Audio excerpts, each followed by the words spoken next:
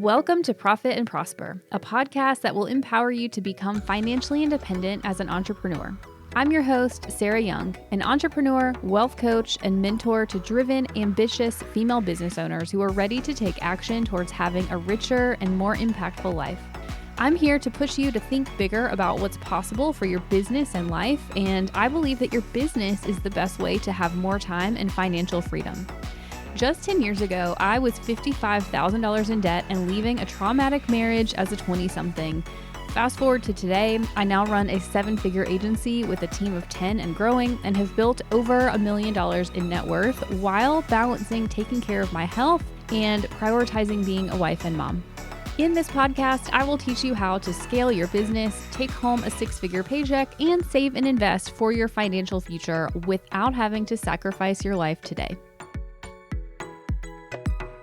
What's up, y'all? Welcome back to the podcast. We are kicking off a new 4-part series on saving 6 figures. This is episode number 1.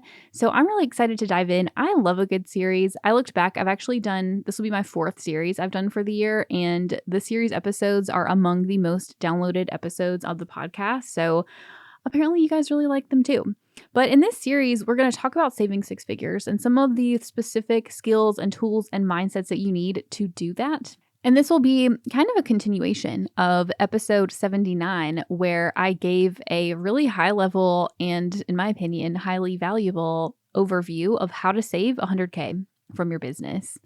So we're going to dive into more specific pieces of that in this 4-part series. I actually have a lot to say, because over the last few months, ever since I split out my coaching and mentoring programs from my Young & Co business, I've been having a lot more and different conversations with people about money, going more into like money mindset and personal finances. And it's been really fun for me because it's just what I really love to talk about, to be honest. And it is the catalyst for this series and for my newest group program that I'm in the process of building as we speak.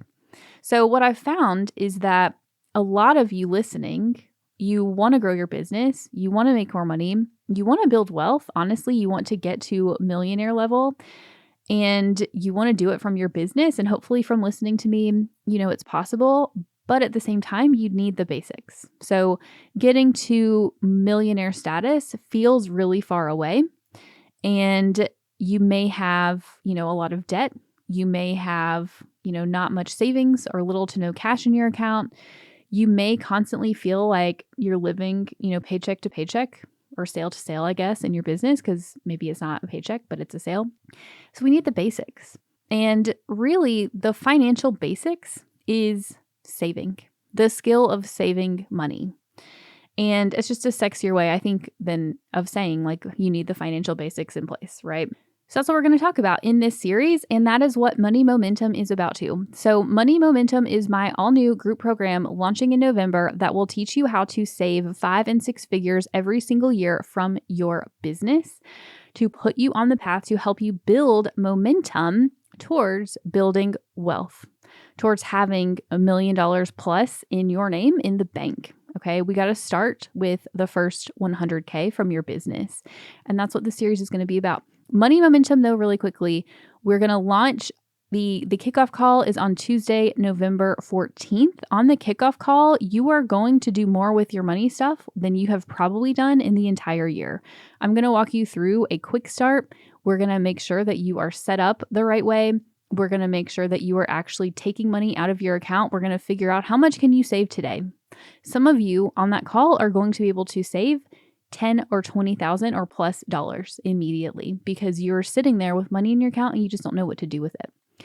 Others are going to walk away having a clear plan for how you are going to pay down debt or how you are going to get to a place where you can save money consistently week in and week out from your business. So we're going to do that live on our kickoff call on November 14th.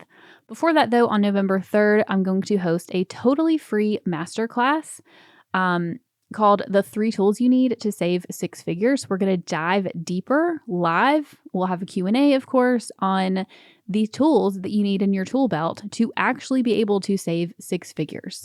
And as a bonus, for those of you who come to the masterclass, if you enroll in Money Momentum by Monday, November 6th, you are going to get a personalized, private, free cash flow audit and plan for your business or personal life or both, whatever you want, from me, created for you. Honestly, that by itself is probably worth at least half of the program price, honestly. But I'm just really excited to put this out there because I feel like honestly, y'all, I feel like it's my true calling in this world to help more of you get the basics in place and then take the next steps after that to build wealth from your business. And that's what this is all about. So go sign up for the masterclass. We'll put the link in the show notes here, and you can go to sarahhyoung.com/momentum. And all the details are there and the link to get into the masterclass. So I actually want to talk about the word momentum first. And this was like off my show notes, but I like to go on little rants sometimes. The program, Money Momentum, I picked that word intentionally, not because it starts with an M and I like alliteration, although that is also true. Momentum is a feeling that I want to help you create. Having momentum when it comes to your money stuff, I was trying to think about other similar things that you might have experienced because a lot of you maybe have never had a ton of wins with money. I want it to feel like maybe you go to a spin class or something like that. You go to a spin class and it's like that middle of the class high when you're vibing with the music and you're just absolutely crushing it. Like that's the feeling I want. Or maybe you go on a run and it's like that point in the run when your body's warmed up and you're like loose and you're in your flow and you just feel like totally unstoppable. Or you hit a pose in yoga class that you've been practicing for a long time and it finally clicks. Or like you go hiking and you get up to the side of the, mountain you're climbing and you get to the top and you have this amazing view. Or maybe it's just like with your business. Maybe you're not, an exercise person. Maybe it's that feeling when you land the client of your dreams and you feel like you've put all of this groundwork into making it happen and somebody actually pays the bill, like signs a contract, pays the bill. Whatever it is, that feeling of accomplishment that you get from doing hard things, that is what I want this program to be. And so that's what I'm working on creating for you, is a place where we feel safe and welcomed, because I know that money stuff can bring up a lot of other stuff for all of us, myself included, but a place where you're not going to be shamed for the situation that you're in, but we are going to do the work to get out of it. And not in like a mean boot camp way, but in just a, hey, we're all here. We're going to work on this together. We're going to take steps toward saving more money and getting the basics in place. That is what Money Momentum is going to be about. So with that intro, we are now going to talk about one of the most important tools you need in your tool belt to save six figures from your business, and that is a savings plan. And when I talk about a savings plan, I want you to understand that I'm not just referencing a budget. That's what a lot of people think about when you think about a savings plan or a spending plan, is a budget. And it might bring up feelings of, oh, I've tried budgets in the past and I always overspend, and then you feel guilty. I'm the type of person personally who likes to be able to check every box off. And when I've used budgets in the past, in a lot of cases, like I'll overspend in a category and then I start guilting myself and it causes these spirals. But you need to have a savings plan, and we're going to approach it outside of just thinking in terms of a very black and white budget. So how do you create a savings plan as a business owner? Because as you know, it's more complicated than just having a paycheck hit your bank account and being able to save a portion of that every month, like we talk about with people who are employees. With a business owner, there's so many more layers to your money stuff, because you're starting with the business, right? You bring sales in, you have expenses in your business, you've got taxes, then you got to pay yourself and put that in your personal account. And then that from your personal account is what you have to save and invest and spend on your living expenses. And then you also can maybe layer in a partner. You might have to layer in kids, and things get more complicated than we're used to very quickly. So let's demystify it a little bit.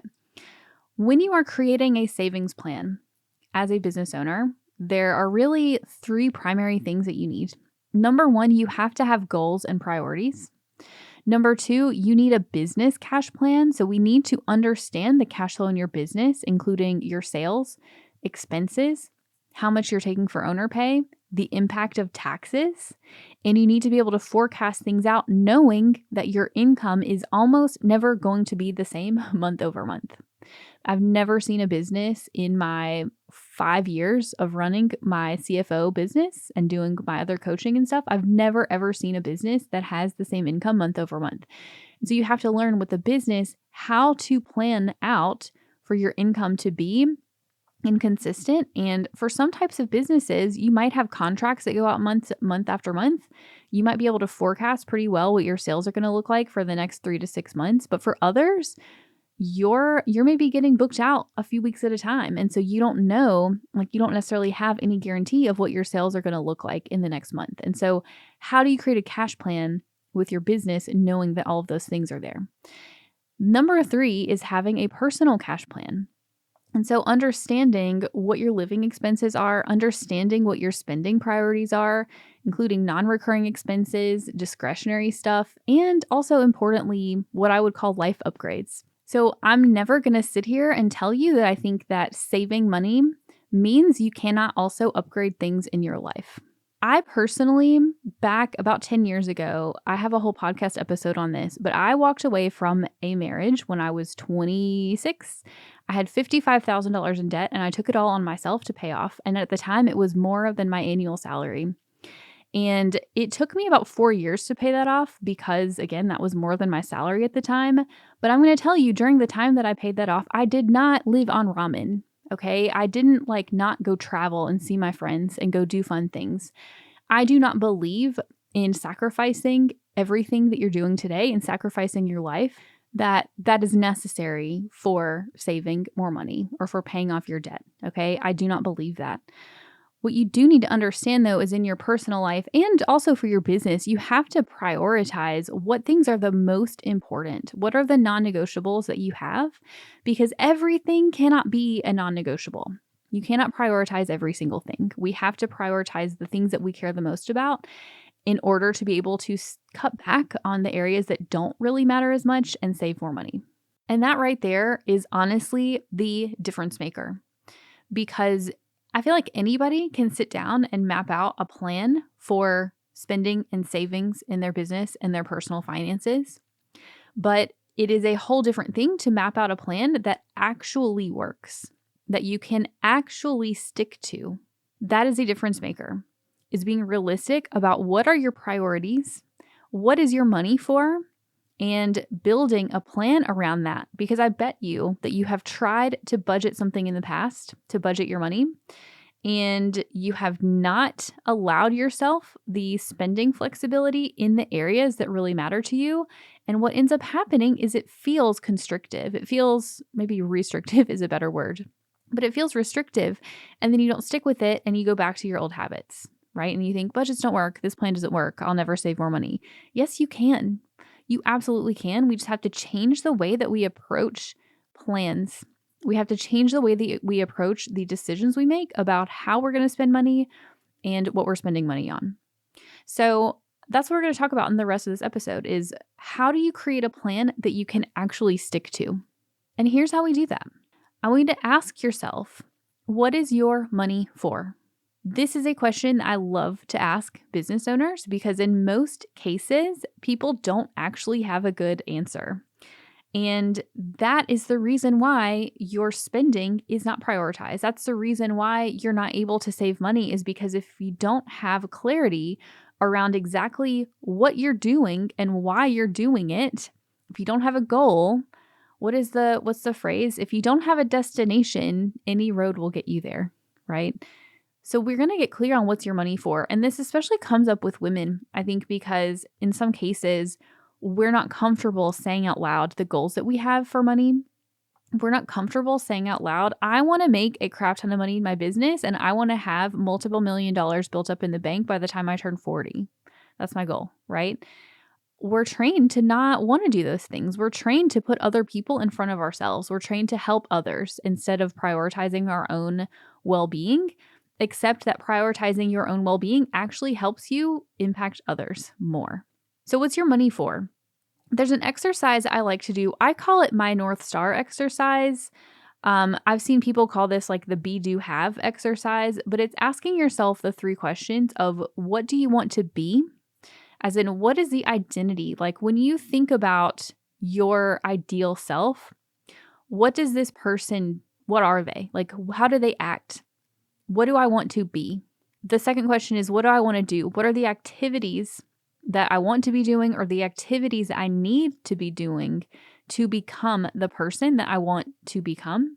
And the third question is, what do I want to have?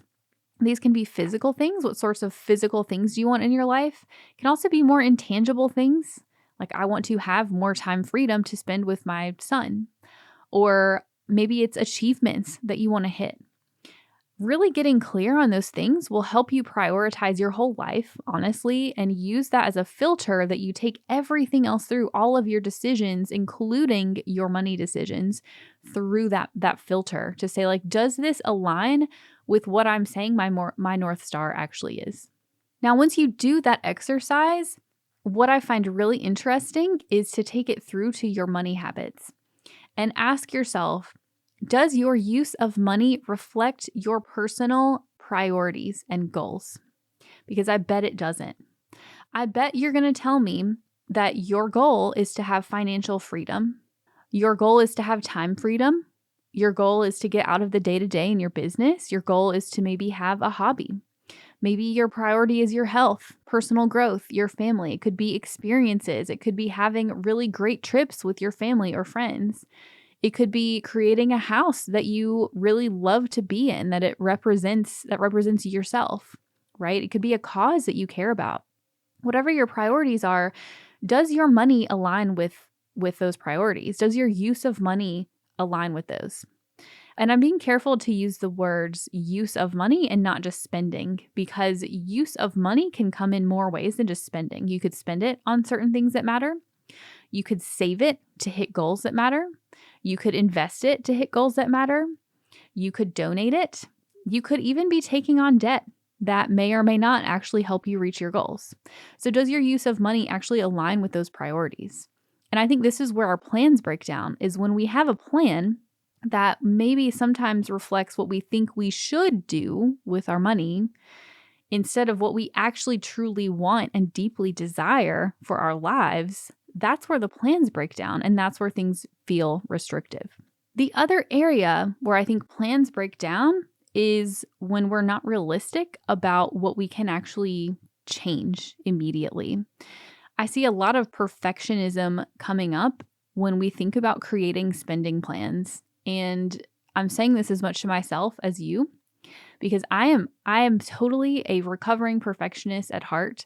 And I have to very consciously break the habits that I have of setting plans for myself that are assuming that I'm going to be perfect in areas where I haven't learned the skills, where in areas where I haven't developed the habits that I need to execute those plans perfectly.